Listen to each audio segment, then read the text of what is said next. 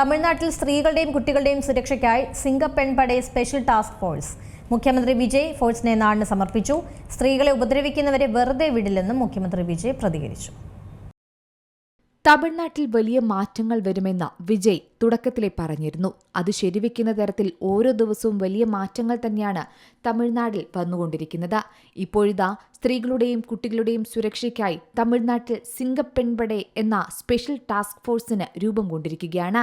ഇതിനുവേണ്ടി പ്രത്യേക വാഹനങ്ങളും സേനയുടെ ഹോളോഗ്രാമും മുഖ്യമന്ത്രി പുറത്തിറക്കുകയും ചെയ്തു. സ്ത്രീകളെ ഉപദ്രവിക്കുന്നവരെ വെറുതെ വിടില്ലെന്ന് മുഖ്യമന്ത്രി ചടങ്ങിൽ പറഞ്ഞു. ഉண்மையிலே மனசுக்கு ரொம்ப நெருக்கமான ஒண்ணு, சந்தோஷமான ஒண்ணு.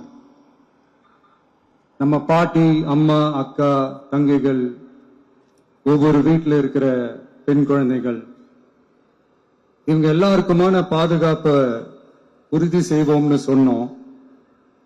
ஆனா அது எலெக்ஷனுக்காக மட்டுமே கிடையாது.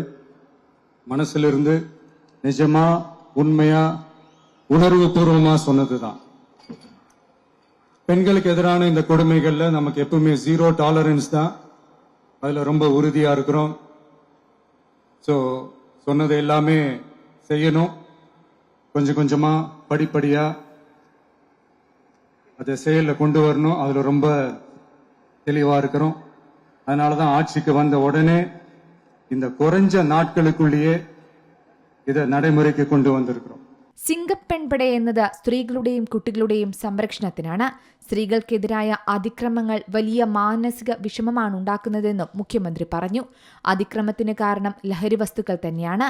അതിനാൽ ലഹരിയുടെ വേരറുക്കണം. ഓരോ വ്യക്തിയും സ്ത്രീ സുരക്ഷയ്ക്കായി രംഗത്തിറങ്ങണമെന്നും അദ്ദേഹം ആവശ്യപ്പെട്ടു.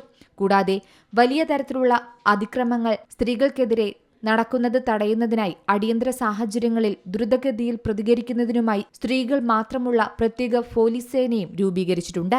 കെ ഭവാനീശ്വരിയാണ് പ്രത്യേക സേനയ്ക്ക് നേതൃത്വം നൽകുക. അതായത് മുഖ്യമന്ത്രിയായി ജോസഫ് വിജയ് ഒപ്പുവെച്ച ആദ്യ ഉത്തരവുകളിലൊന്നായിരുന്നു ഈ പ്രത്യേക സേനയുടെ രൂപീകരണം. സൈബർ ക്രൈം വിഭാഗം, social media cell, intelligence wing, Tamil Nadu special police ബറ്റാലിയനുകൾ എന്നിവയിൽ നിന്നുള്ള തെരഞ്ഞെടുത്ത ഉദ്യോഗസ്ഥരെയാണ് ഈ ഫോഴ്സിലേക്ക് ഇപ്പോൾ നിയോഗിച്ചിരിക്കുന്നത്. മാത്രമല്ല 18 സബ് ഇൻസ്പെക്ടർമാർ ഉൾപ്പെടെയുള്ളവരുടെ വലിയൊരു നിര തന്നെ ഇതിന്റെ ഭാഗമായി 24 അവേഴ്സും തമിഴ്നാട്ടിൽ പ്രവർത്തിക്കും. സംസ്ഥാനത്തുടനീളം സ്ത്രീകളുടെയും കുട്ടികളുടെയും സുരക്ഷ വർദ്ധിപ്പിക്കുന്നതിനായി അത്യാധുനിക സംവിധാനങ്ങളും ഈ പോലീസ് സംവിധാനത്തിലുണ്ടാകും.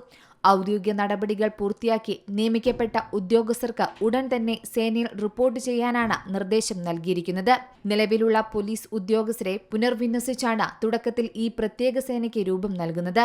രണ്ടാം ഘട്ടത്തിൽ 2500 പുതിയ തസ്തികകൾ ഇതിനായി സൃഷ്ടിക്കുമെന്നും മുഖ്യമന്ത്രി അറിയിച്ചു.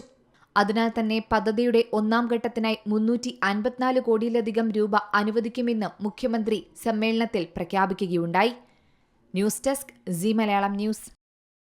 ഏറ്റവും പുതിയ വാർത്തകളും വിശേഷങ്ങളും വിരൽത്തുമ്പിലറിയാൻ സി മലയാളം ന്യൂസ് എല്ലാ ഡിജിറ്റൽ പ്ലാറ്റ്ഫോമുകളിലും ലഭ്യം.